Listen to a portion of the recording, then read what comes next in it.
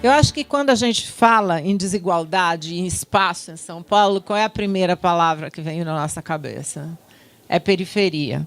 E, na verdade, eu acho que nem dá mais para falar dela no singular. Eu acho que tem que falar de periferias, porque elas estão muito heterogêneas.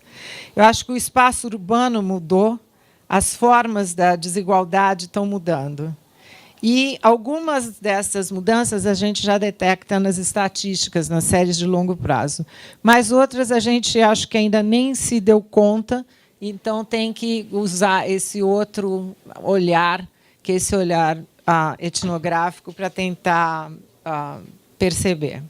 O que eu acho que está mudando é uma coisa que eu e outros pesquisadores chamamos de urbanização periférica, que é um certo modo de produzir os espaços de pobreza, não só em São Paulo, como em várias cidades do sul global, várias cidades brasileiras, que acontece da seguinte maneira: acontece que tem quatro características principais.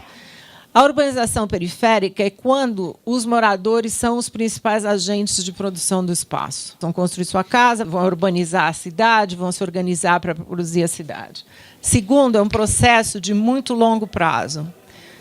É autoconstrução. A autoconstrução demora 20, 30 anos para uma casa ficar construída. Você começa, você vai aos poucos, você vai aumentando, você faz outro andar, você põe a laje. Quer dizer, não é que você sai, você compra a casa no mercado, muda e vai morar lá. A terceira é que esse processo de produção da casa e do espaço, ele se dá com o que eu chamo de relações transversais com as instituições oficiais.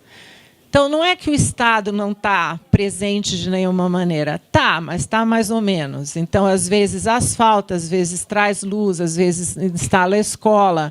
Mas isso não de uma maneira contínua, consequente. Tem planejamento? Às vezes tem, às vezes não tem. Às vezes o bairro é loteado de uma maneira regular, às vezes é ocupado de uma maneira completamente aleatória. Essa relação com as instituições é uma relação transversal. É ilegal? Às vezes é, mas às vezes não é. Na verdade, na periferia de São Paulo, 80% dos moradores compraram o lote. Então, a mesma temporalidade que tem com relação à casa, tem com relação à legalidade, por exemplo.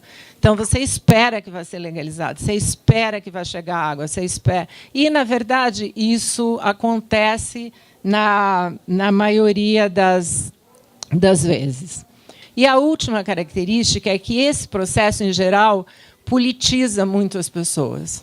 E que, em geral, pessoas que autoconstroem acabam sendo organizadas politicamente de várias maneiras. O caso óbvio de São Paulo foram os movimentos sociais dos anos 70 e 80, que foram fundamentais para acabar de urbanizar a periferia, para democratizar o país, para mudar a sociedade. Então, você tem essa combinação de fatores que é impressionantemente parecida em várias cidades do sul global. Istambul é muito parecida com São Paulo. Santiago do Chile.